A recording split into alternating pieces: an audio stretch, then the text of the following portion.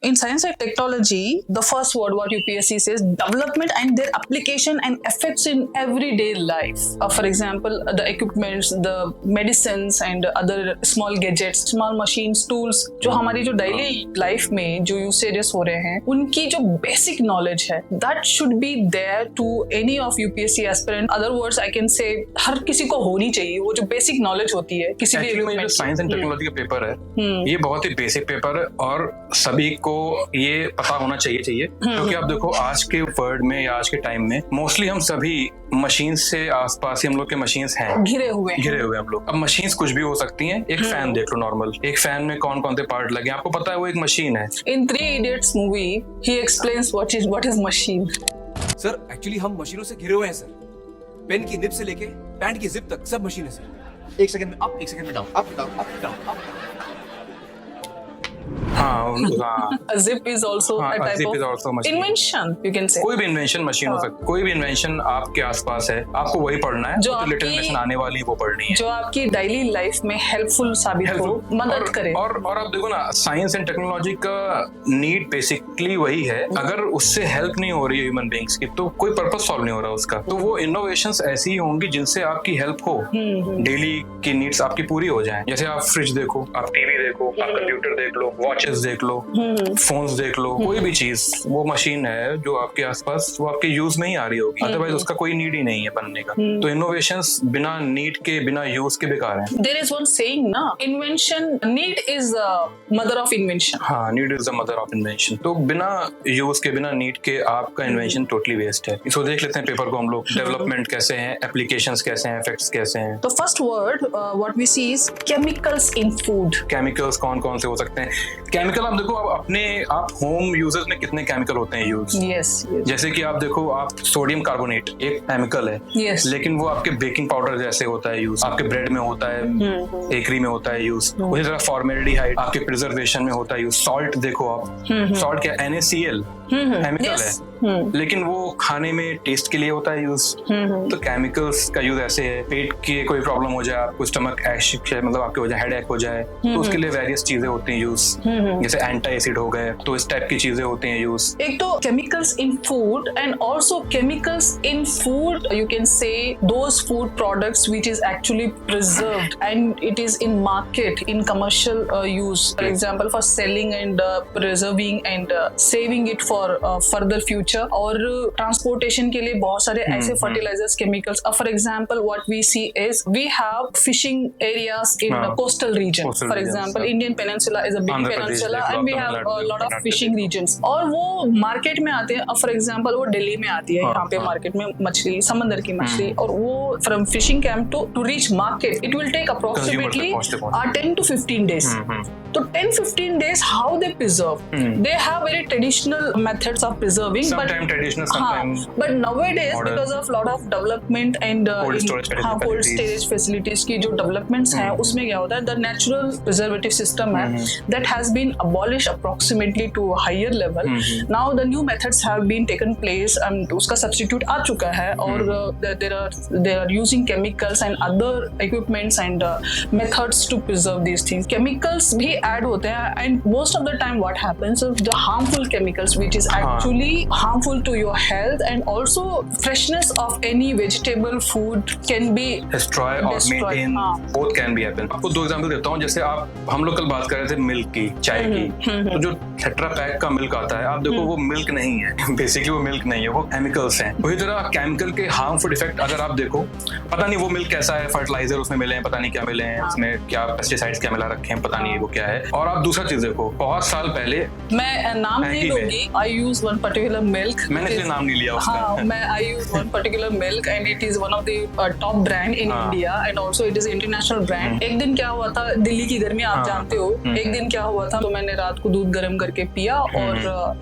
जो tetra pack था वो किचन में मैं भूल गई, and I slept, and next day I forgot to enter into kitchen. I went for my work, then I came back. मैं पूरा दिन मैं किचन में गई नहीं. The third day when I again went to kitchen, I saw the packet was there. And it was open, और approximately 40 to 45 degree गर्मी थी दिल्ली में, और मैंने पैकेट किचन में छोड़ रखा था, स्लैब पे पड़ा हुआ था, वैसे ही रखा था 2-3 दिन में। और मुझे कॉन्फिडेंस ये था कि क्योंकि दूध का पैकेट है, मैंने ऐसे ही जो खेल में चलो इसको गर्म करके देखते हैं हाउ इट विल रिएक्ट। तो मोस्ट ऑफ द टाइम हम साउथ इंडियंस को पनीर जैसी चीज तो दुकान में बनाना नहीं आता है, बस थिंकिंग इसमें कुछ और बनेगा, 3 दिन का दूध है वो खेलने के लिए, तो I was hitting it was normal milk.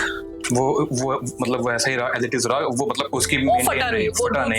एक और एग्जांपल देखिए आप हार्मफुल इफेक्ट का। बहुत साल पहले बच्चे सब खाते होंगे इंडिया में मैगी, तो मैगी के अगेंस्ट एक मुहिम हुई थी, आई थी बीच में 5-6-7 साल पहले की बात है। तो उसमें MSG पड़ा हुआ था बहुत ज्यादा क्वांटिटी में। MSG मतलब मोनोसोडियम ग्लूटामेट, जो आपके चाइनीज फास्ट फूड में पड़ता है, तो वो ज्यादा क्वांटिटी में था। तो ये इसके हार्मफुल इफेक्ट पड़ते हैं, कई मामले में कैंसर भी हो सकते हैं, पेट प्रॉब्लम हो सकती हैं। Bottom line is it is not good for health. Yes, तो इसलिए पढ़ना पड़ता है। इसलिए आप देखो आए दिन न्यूज में नए हार्मफुल आपके इफेक्ट आते रहते हैं, मेडिसिन के, कोई केमिकल के, तो वो आपको पता होना चाहिए।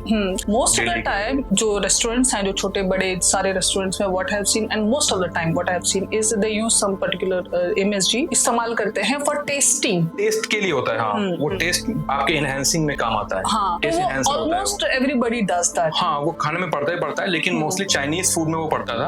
अब इंडिया के हर खाने में पड़ने लगा, पनीर की सब्जी बने चाहे कुछ भी बने, आप देखो हर रेस्टोरेंट में आपको मिलेगा। लेकिन उसके हार्मफुल इफेक्ट हैं बहुत सारे। हम लोग को यही पढ़ना है इसमें क्या इफेक्ट हो सकते हैं केमिकल्स के, या किसी मेडिसिन के, या किसी और भी चीज के, जो भी इनोवेशन हो रही है। जो हमारे फूड आइटम्स में जो इस्तेमाल किए जाते हैं उसके वैरायटीज हैं। एक तो फर्टिलाइजर्स, प्रिजर्वेटिव्स एंड वो सारी चीजें जो स्टोरेज में इस्तेमाल की जाती हैं, प्रिजर्व करने के लिए इस्तेमाल की जाती हैं, या फर्टिलाइजिंग के इसमें इस्तेमाल की जाती हैं, या कोई फूड आइटम को कन्वर्ट करने के लिए या उसका टेस्ट इनहैंस करने के लिए कुछ ऐसे केमिकल्स इस्तेमाल किए जाते हैं। It is very important to any of the aspirant to know basic things of these things. जैसे आज के टाइम में आप देखो मैम, फूड प्रोसेसिंग इंडस्ट्री काफी ज्यादा आपकी इमर्ज हो रही है, काफी ज्यादा ग्रो हो रही है। तो फूड प्रोसेस एनर्जी आपके जो प्रोसेसिंग, आपके जो इंडस्ट्री, उसका बेसिक फंडा क्या है कि शेल्फ लाइफ को बढ़ाना। लेकिन शेल्फ लाइफ रॉ मटेरियल को लेकर के उसकी शेल्फ लाइफ बढ़ा करके आपको प्रोसेस्ड फूड बना के बेचना, तो इसमें कई बार वो लोग ऐसे होते हैं केमिकल यूज, जिससे उसकी शेल्फ लाइफ तो बढ़ती है,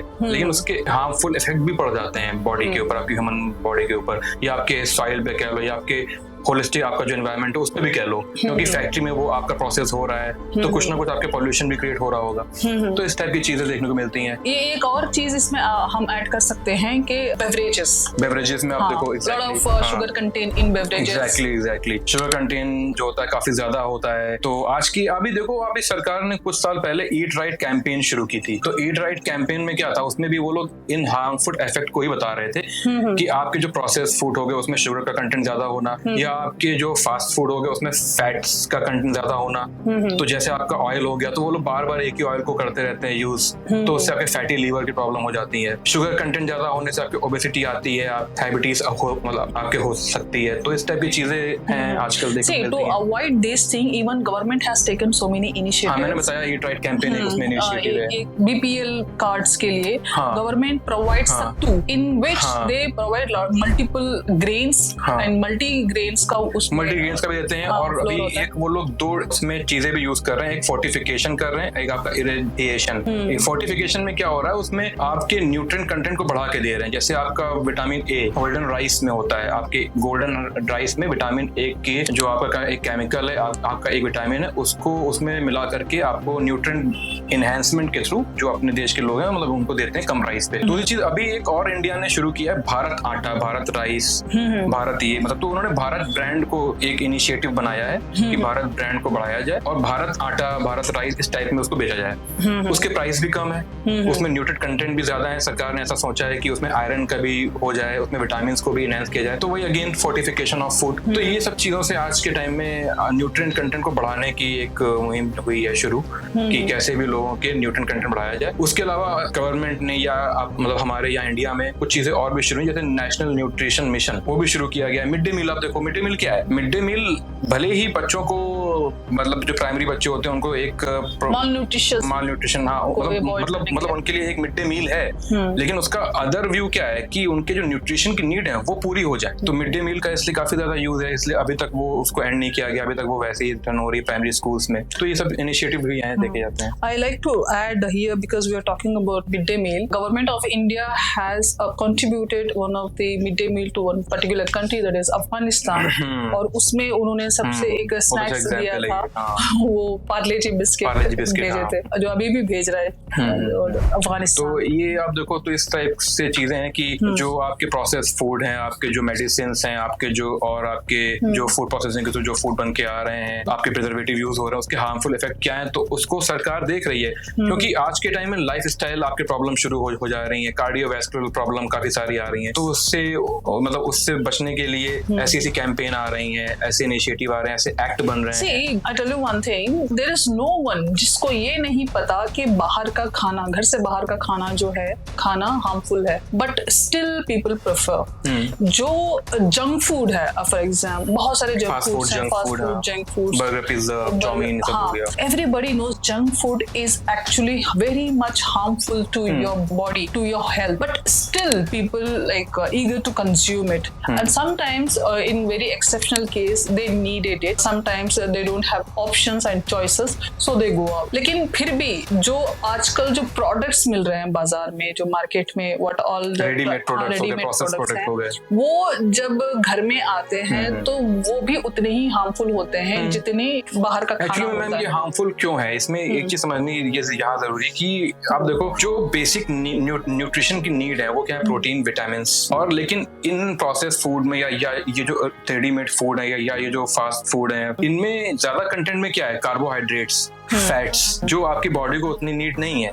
तो आप कंज्यूम क्या कर रहे हैं, फैट्स, कार्बोहाइड्रेट एक्सेसिव क्वांटिटी में, जबकि आपकी बॉडी को नीड क्या है, विटामिन, वो आप कम कर रहे हैं। तो इसलिए इसके हार्मफुल इफेक्ट ज्यादा है। तो the next topic is anti fertility drugs. कोविड-19 में जब कोविड-19 वैक्सीन बनी तो कई लोगों ने बोला भी कि ये वैक्सीन एंटी फर्टिलिटी वैक्सीन है। कई लोगों में कई ऐसा पिक्चर में देखने को मिल रहा था। तो एंटी फर्टिलिटी वैक्सीन के भी नेगेटिव इफेक्ट पड़ते हैं, तो उससे फर्टिलिटी रेट काफी डाउन होता है, तो जो कि अच्छी सोसाइटी में अच्छी चीज नहीं है, फ्यूचर के लिए अच्छी चीज नहीं होती है। कई बार ऐसी मेडिसिन आती हैं मार्केट में जिनका एक नेगेटिव इफेक्ट होता है फर्टिलिटी के ऊपर, तो इसलिए इनको भी देखना चाहिए। And let's see drugs anti acid, कोई भी ड्रग्स हो सकते हैं, एंटी एसिड हो सकता है, न्यूरोलॉजिकल एक्टिव ड्रग्स हैं, आपके हो सकते हैं, ट्रैंकुलाइजर्स हैं, वैक्सीन्स हैं, ड्रग्स कोई भी हो सकते हैं, एंटीबायोटिक्स हैं। ड्रग्स में एक्चुअली पढ़ना क्या है, अब देखो ट्यूबरक्लोसिस एक प्रॉब्लम है, टीबी, कैंसर एक प्रॉब्लम है, इस तरह निमोनिया, कई सारी ऐसी आपकी छोटी-मोटी, रिसेंटली ये हुआ था, आपका कोविड-19 हुआ था।